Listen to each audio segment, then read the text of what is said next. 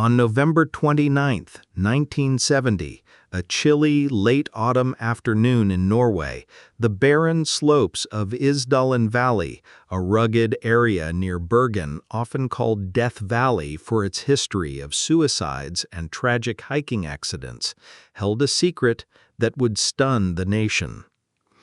That day, a local man was out for a hike with his two young daughters.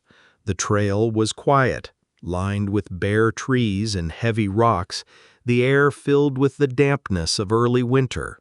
The family moved deeper into the valley, where steep cliffs and hidden paths made the terrain difficult for casual walkers. It was here, tucked between boulders in a remote clearing, that the father suddenly noticed something unnatural. An acrid, chemical-like smell mixed with the faint odor of burnt flesh. As he stepped closer, his eyes caught a horrifying sight: a partially burned body of a woman lying among scattered belongings. Her position was eerie, flat on her back, arms out to the sides, her face charred beyond recognition. Around her were objects that seemed both ordinary and unsettling. Several empty bottles of pills, a broken umbrella, pieces of clothing with all the labels carefully removed, and two suitcases later found to contain wigs and cosmetics. The man quickly ushered his daughters away from the scene. Shocked and disturbed, he reported the discovery to the authorities as soon as he returned to town. Bergen police responded swiftly, sending investigators into the valley before nightfall. When officers arrived, they carefully examined the scene. The body appeared to have been deliberately burned with gasoline or some accelerant. Nearby lay an assortment of strange items: traces of melted plastic, a small silver spoon, and two water bottles filled with an unidentified liquid. Perhaps most peculiar was the meticulous way personal details had been stripped from her belongings. Clothes were missing all manufacturer tags, prescription labels had been peeled off pill bottles, and even items in her suitcases had been made anonymous. The investigators were baffled. Norway was a peaceful country at the time, far removed from the world of organized crime or Cold War spy intrigue, or so it seemed. The location itself raised questions. Why would a woman travel deep into such an isolated part of the valley, burdened with so many personal effects, only to end her life, or have it ended, in such a grim fashion? Word spread quickly. Within hours, news of the strange discovery reached Bergen, then soon rippled across Norway. Locals speculated wildly. Was it suicide, murder, or something darker? Some whispered of a foreign traveler who had gotten lost. Others spoke of spies, assassins, or criminal dealings. For the police, one thing was certain: this was no ordinary death. The body showed signs of having been deliberately staged. The positioning of the corpse, the burned state, and the removal of identifiable information suggested a calculated attempt to erase the woman's identity. But who was she, and why here in the desolate Isdal Valley? The case would become one of Norway's greatest unsolved mysteries. From this moment, the unknown woman found in the wilderness would forever be known as the Isdal woman. From the very beginning, the single most pressing question investigators faced was simple yet impenetrable. Who was she? The woman in Isdal Valley carried no passport, no driver's license, no form of identification. Every normal avenue for establishing identity was cut off, almost as if she or someone else had meticulously ensured that she would remain a ghost. The first detailed descriptions from the autopsy gave police something to work with. She was believed to be between 25 and 40 years old, approximately 164 centimeters tall, 5'4", with a slender build. Her hair was dark brown, shoulder length, and her eyes brown as well. Forensic dentists studied her teeth and noted extensive dental work, fillings, crowns, and root canals, done with techniques and materials that were uncommon in Norway at the time. Experts suggested her dental care pointed towards Central or Southern Europe, possibly Switzerland or Germany. Her body showed evidence of having ingested a large number of sleeping pills before death, more than 50 barbiturates. Traces of alcohol were also found. The cause of death was listed as a combination of carbon monoxide poisoning and the sleeping pills, suggesting she was alive while she burned. But the forensic details only raised more questions. Had she chosen this method herself, or had someone staged her death to look like a suicide? The suitcases discovered in Bergen's train station offered the first significant clues. Police traced luggage lockers at the station and found 2 medium-sized suitcases linked to her.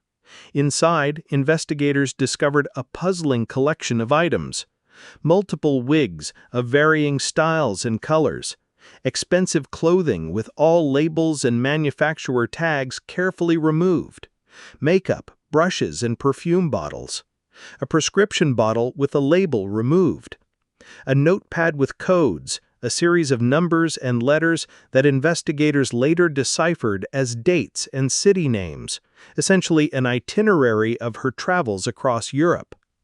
Even more bizarrely, fingerprints lifted from the bottles and objects in the suitcase matched those on her body, proving they belonged to her, but yielded no match in any criminal or international database. Witness testimony began trickling in. Hotel staff around Bergen and Oslo recalled the mysterious foreign woman who fit her description. She often checked into hotels under false names and different nationalities: Italian, Belgian, French. Police compiled a list of at least 8 aliases she used, such as Fenella Lorch and Claudia Nielsen. Despite the different names, the pattern remained the same. She traveled alone, paid in cash, dressed elegantly but modestly, and spoke multiple languages fluently, including German, French, and broken English. One hotel employee remembered her as polite but distant, while another noted that she seemed constantly on edge, as though she were watching for someone or hiding from someone. At one point, she reportedly told an acquaintance she was traveling as a saleswoman of antiques, though police could find no evidence of such employment. Even stranger, witnesses recalled that she often asked to switch hotel rooms, sometimes multiple times during her stay. On at least one occasion, she was seen meeting with 2 unknown men. As police pieced together her timeline, they realized she had traveled extensively across Norway and Europe in the months before her death, moving from city to city, hotel to hotel. Her use of wigs, false names, and constant travel fueled growing suspicion. Was the Isdal woman involved in espionage? This was, after all, the height of the Cold War. Norway, with its strategic proximity to the Soviet Union, NATO bases, and advanced weapons testing, was of significant interest to both Western and Eastern intelligence agencies. Bergen itself was home to secret military installations and radar facilities monitoring Soviet activity in the North Sea.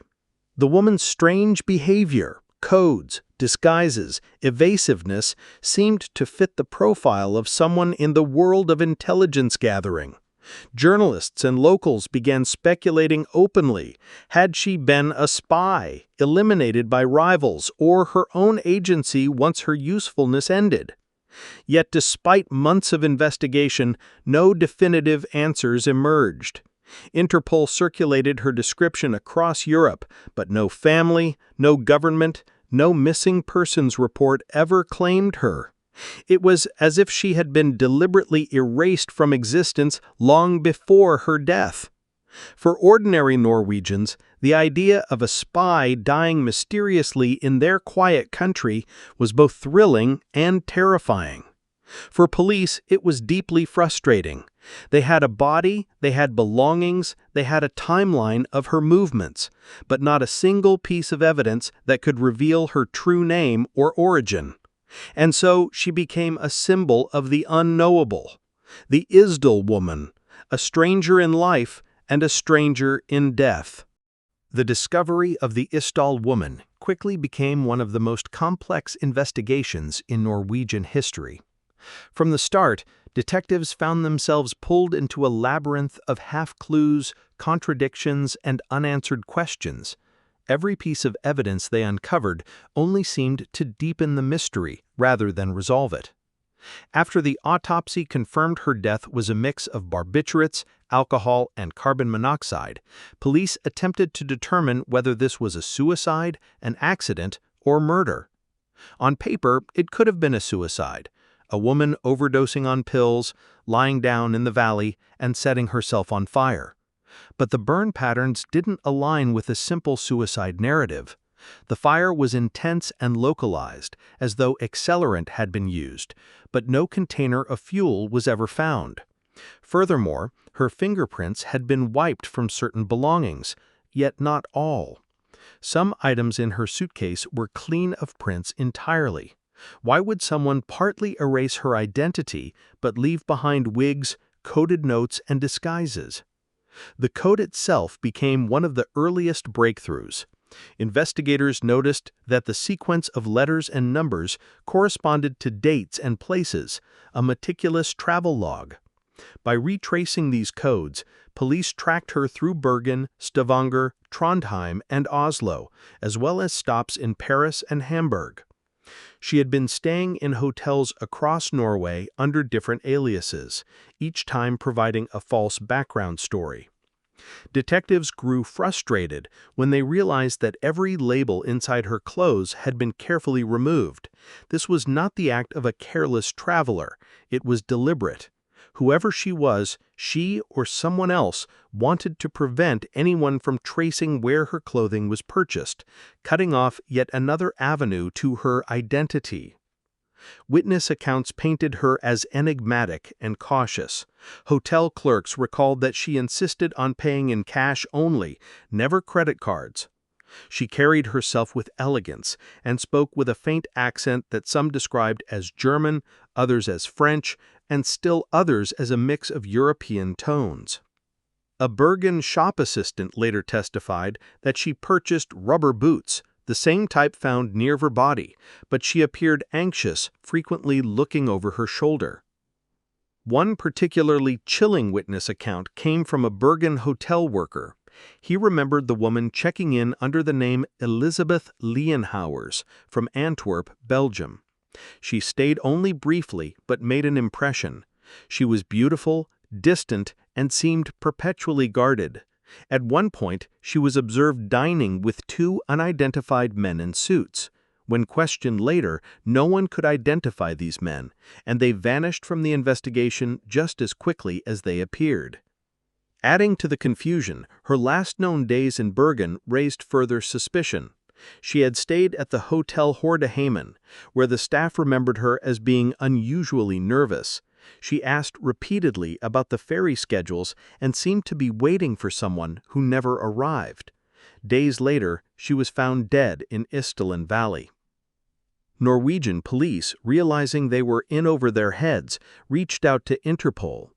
Her fingerprints and dental charts were circulated across Europe, hoping a dentist, clinic, or foreign police agency would recognize her. Astonishingly, there were no matches. It was as if she had never officially existed in any country. But then came an even more startling revelation. Several weeks into the investigation, a tip surfaced from a man who claimed to have seen the woman walking in the mountains days before her death, accompanied by two well-dressed men. He said she seemed distressed, as though she was being forced along.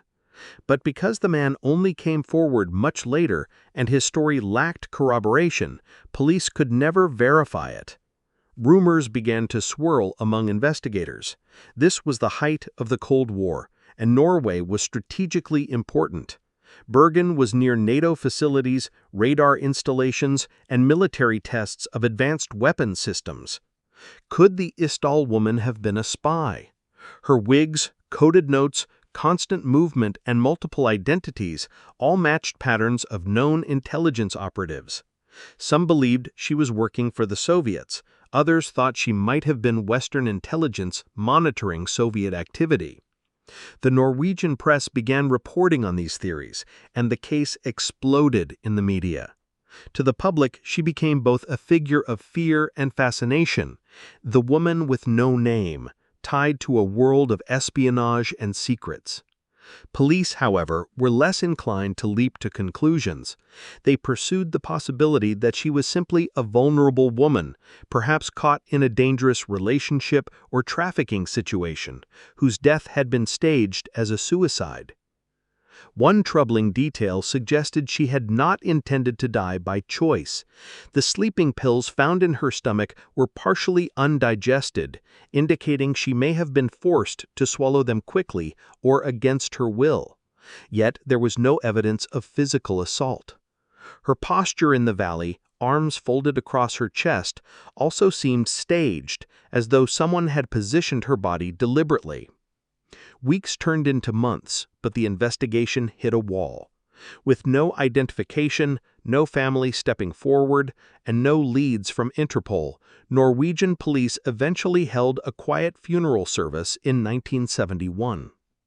She was buried in Bergen, her coffin lined with zinc so that her body could be exhumed in the future if needed. A small plaque marked her grave, but it bore no name, only the year of her death. To many, this burial symbolized the failure of the investigation. Despite an enormous effort, the Isdal woman remained unknown, her life erased, her death unsolved. Yet for others, it was only the beginning of her legend. Journalists, conspiracy theorists, and amateur sleuths would keep her memory alive for decades, building theories about spies, assassinations, and cover-ups. In the end, the police case was left open, but the trail had gone cold. The Isdal woman had slipped through the cracks of official record-keeping, leaving behind only fragments of a life too complex or too dangerous for anyone to claim. Her mystery was now woven into Norway's history, standing as a haunting reminder of how a human being could live and die without leaving behind a name.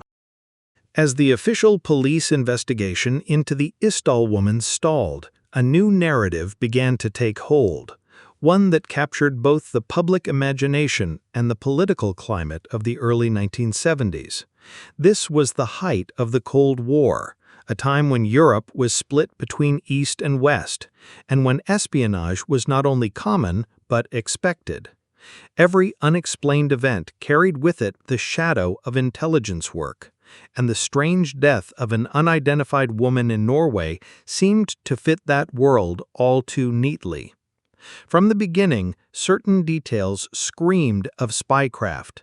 The multiple wigs found in her suitcase suggested she was not just a tourist changing her style, but someone who needed to alter her appearance to avoid recognition.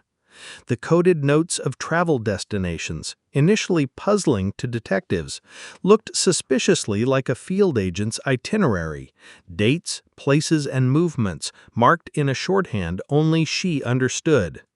Add to that her insistence on paying exclusively in cash, her frequent changes of hotel, and her use of false names with no traceable identities, and the portrait emerging was not that of an ordinary woman, but of someone living a double life. Norway, at the time, was far from neutral in the great global chessboard. It was a founding member of NATO, strategically positioned along the northern Atlantic, and home to sensitive radar installations designed to monitor Soviet missile launches. Bergen itself, where the Isdal woman spent her last days, was close to naval facilities and NATO exercises. Intelligence services on both sides, the KGB and the CIA, along with European agencies, had an active presence in the region. The idea that she might have been an intelligence operative was not just speculation, it was entirely plausible. One particularly intriguing detail surfaced during media coverage. In late November 1970, just days before her death, NATO conducted a top-secret trial of the Penguin missile system, a revolutionary Norwegian anti-ship weapon. The testing occurred near Bergen, the very city where the Isdal woman was last seen alive. Some journalists, digging into the timeline, argued that her presence there was not coincidental. If she was indeed a spy, perhaps she had been sent to monitor NATO's progress, gather information, or make contact with someone involved in the program. Her multilingual abilities added weight to this theory. Witnesses had reported her speaking fluent French, broken German, and at times what sounded like Italian or Spanish. This versatility fit the profile of someone trained to move through different countries without raising suspicion. Yet her accent never convinced anyone fully. It seemed rehearsed, a layer of performance covering her true origin. Intelligence officers, particularly those operating in Europe, were often trained in this precise skill, blending in everywhere, belonging nowhere. Theories diverged, however, when it came to who she might have been working for. Some believed she was a Soviet agent, sent to Norway to gather intelligence on NATO. Others argued she was more likely tied to Western intelligence, perhaps even serving as a double agent caught in the crossfire of betrayal.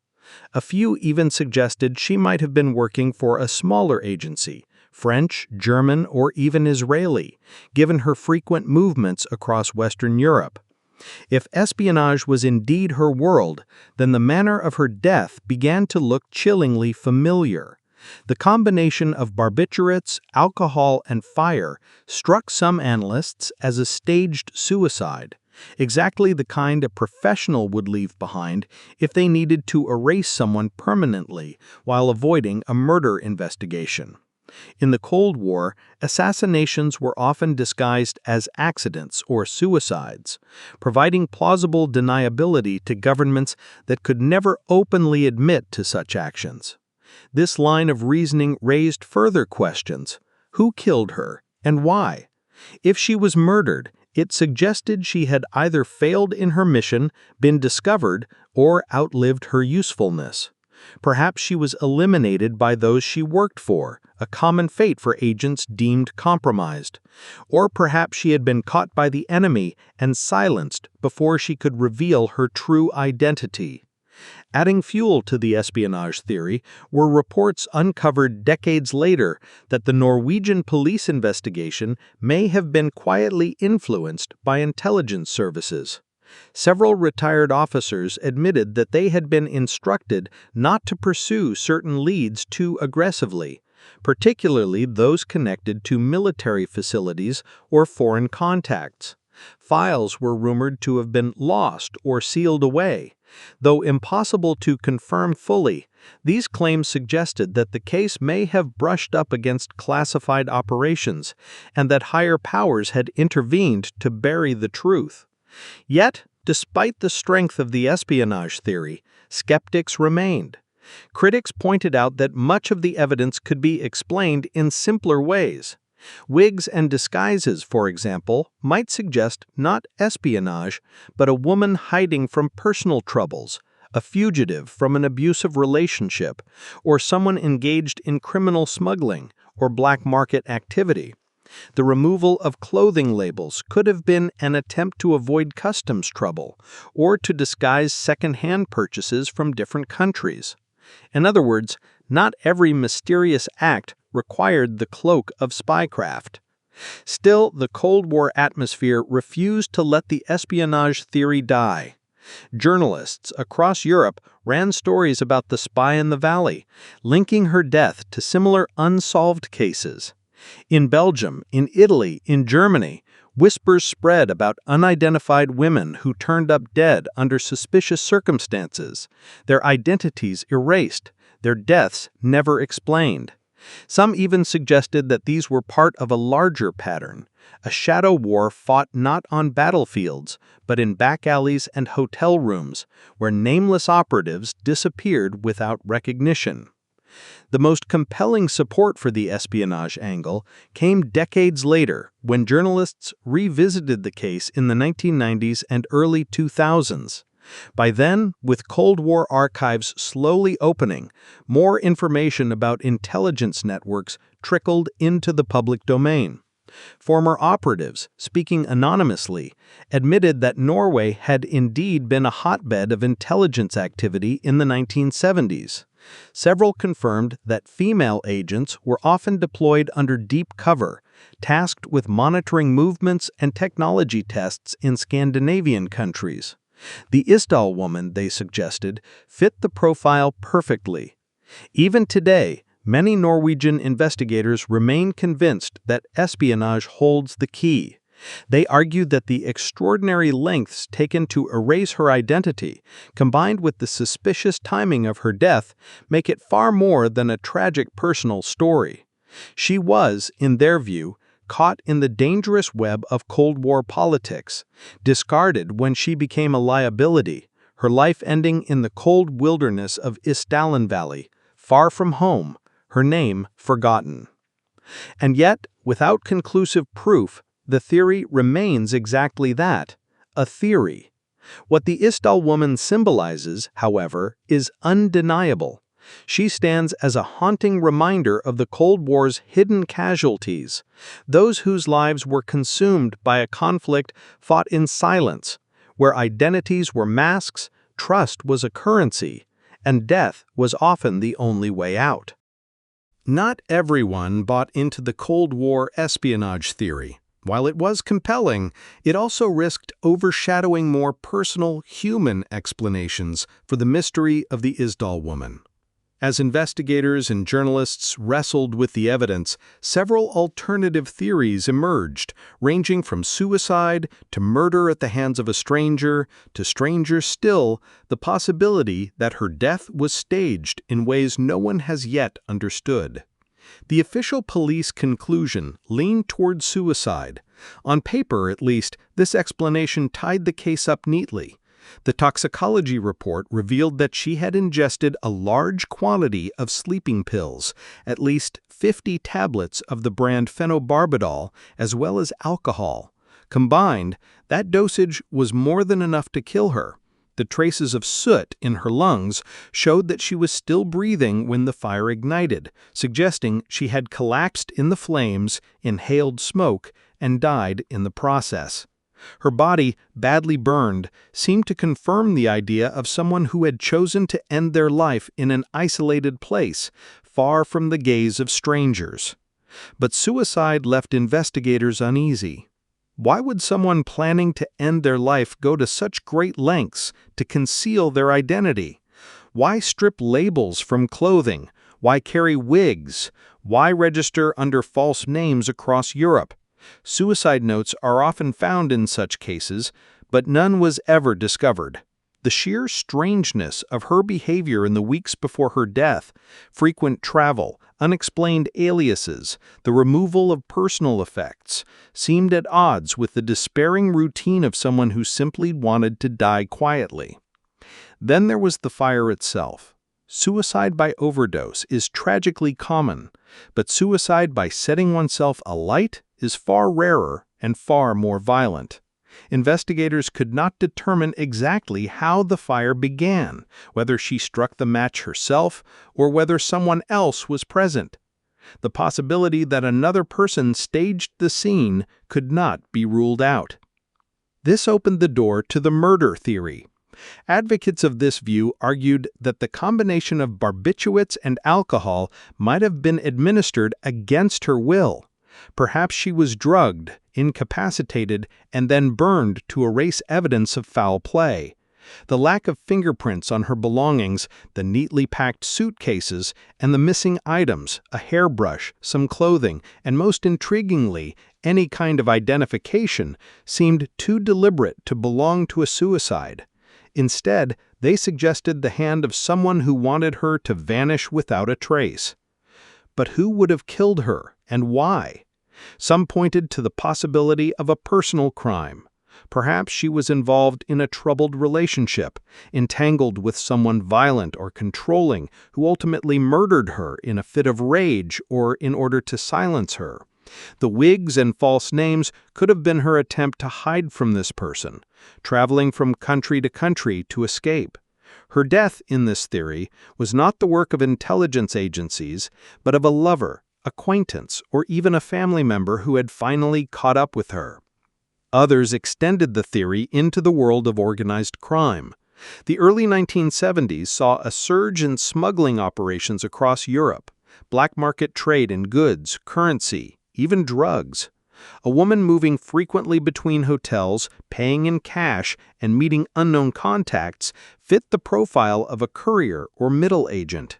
If she had crossed the wrong people, stolen something valuable, or threatened to expose her network, she could easily have been eliminated. Burning her body would not only obscure the cause of death, but also serve as a brutal message to others. Yet there were stranger theories still. A small but persistent camp believed that the Isdal woman's death bore the hallmarks of ritualistic or cult-related activity. The Isdal Valley, where she died, had long been nicknamed Death Valley by locals, partly because of accidents involving hikers and partly because of its eerie, isolated atmosphere. To those who leaned toward the occult explanation, the bizarre staging of her body, the method of her death, and the sheer enigma of her erased identity suggested something ritualistic, an initiation, a punishment, or an offering. Though there was little hard evidence to support this theory, it lingered in the public imagination, adding another layer of Gothic mystery to the case. Another possibility, less dramatic but still haunting, was that she was simply a deeply troubled individual, someone suffering from mental illness, paranoia, or psychological distress. Her use of multiple identities could have been a coping mechanism, her wigs a way to reinvent herself, her constant travel an attempt to outrun her own thoughts. In this reading, the Isdal woman was not a spy or a victim of murder, but a lonely person spiraling through confusion who ultimately chose a tragic and violent end. The challenge with all these theories is that none can be conclusively proved or disproved. Each one fits certain facts while leaving others unexplained. Suicide accounts for the overdose, but not the false identities. Murder explains the missing belongings, but not the toxicology.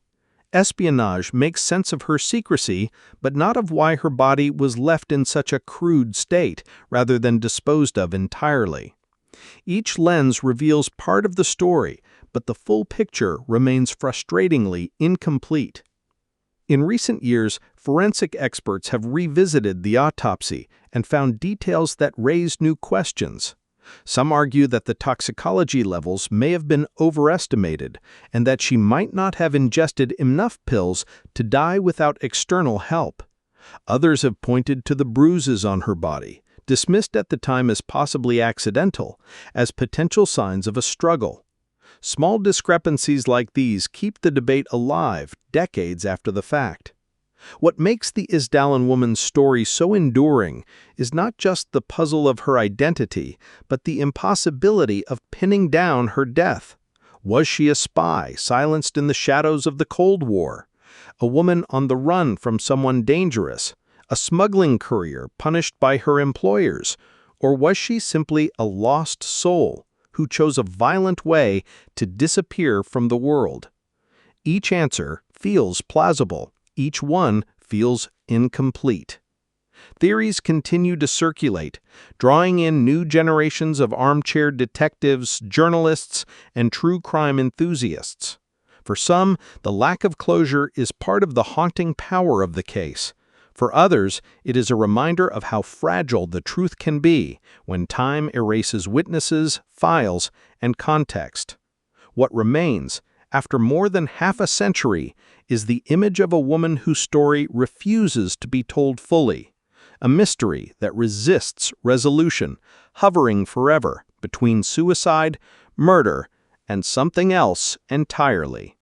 More than 50 years have passed since a hiker stumbled across the charred remains of the woman in Isdal Valley, yet her story has not faded into obscurity. Instead, the Isdal woman has become one of the most haunting unsolved mysteries in Europe, an enigma that sits at the crossroads of Cold War paranoia, human tragedy, and cultural obsession. Her legacy begins with the way the case changed how Norway understood mystery itself. In 1970, Norway was a quiet, relatively safe corner of the world. The discovery of an unidentified burned woman with multiple passports, wigs, and cryptic codes in her belongings shattered that sense of innocence. For many Norwegians, it was the first time their small country felt tied into the darker, more shadowy intrigues of international espionage and crime. The case lingered in the national imagination not only because of what was known, but because of what was unknowable. Over the years, the story of the Isdal woman became a cultural touchstone. Journalists revisited the case repeatedly, each time unearthing new files, eyewitness testimonies, or forensic reevaluations. Documentaries and true crime series placed her story alongside the great unsolved mysteries of the 20th century, giving her case a permanent place in the canon of cold cases. Writers and filmmakers drew inspiration from her anonymity, the faceless, nameless figure at the heart of a story too strange to be fiction. The mystery also served a practical legacy for law enforcement. Norwegian investigators, though unable to solve her case, began to push for stronger forensic protocols. At the time of her death, DNA testing did not exist, and international information sharing was limited. By the 2000s, advances in genetic genealogy rekindled hopes that her identity could finally be uncovered. Researchers studied her dental work, her isotopic signatures, and her genetic markers, narrowing her possible origins to Central or Eastern Europe. Though her exact name remains unknown, science has painted a clearer picture of who she might have been than ever before. Another part of her legacy lies in the lessons of anonymity.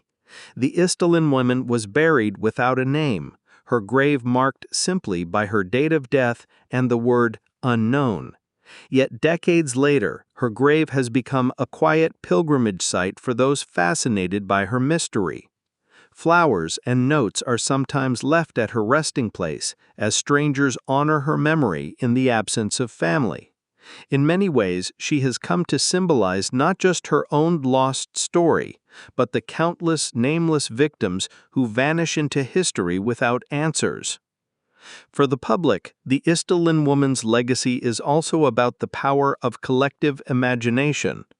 Every theory, whether of spies, smugglers, cults, or tragic suicide, reflects something about the fears of the time. In the 1970s, Cold War espionage was the prevailing fear. In later decades, organized crime and trafficking loomed larger.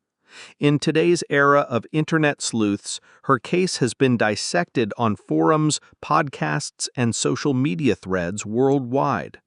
Her mystery adapts to each generation, staying alive by reflecting the anxieties of those who study her. At the heart of her legacy, however, is the enduring reminder of unanswered questions. Who was she? Why was she in Norway? Did she choose her fate, or was it forced upon her? And why did no one ever come forward to claim her? Even after half a century, the silence around her identity is deafening. Families across Europe and beyond still wonder if she could have been their missing mother, sister, or daughter. Each new advance in forensic science raises the hope that someday her name will be spoken again. The story of the Isdal woman also underscores the limits of investigation. Despite exhaustive police work, countless interviews, and international inquiries, the truth has remained elusive. This has made her case a cautionary tale in criminal investigations. Sometimes, no matter how much effort is poured into a case, circumstances, time, and lost evidence can conspire to keep the truth hidden forever. And yet, her mystery continues to inspire. For law enforcement, she is a case study in persistence. For the public, she is a reminder of the fragility of human life and the ease with which someone can vanish into history without answers. For storytellers, she is an eternal source of narrative, a woman whose silence demands interpretation. Ultimately, the legacy of the Isdal woman is one of paradox. She is both unknown and unforgettable. Her story is one of tragedy, yet it has inspired decades of curiosity, compassion, and determination to uncover the truth. She was buried as an anonymous figure in 1971, but half a century later, her name, though still unknown, echoes across the world as one of the greatest unsolved mysteries of the 20th century. Until her identity is discovered, until the final puzzle piece is placed, the Isdal woman will remain both a haunting mystery and a symbol of humanity's unending search for truth. Her grave may read, unknown, but her story ensures that she will never be forgotten.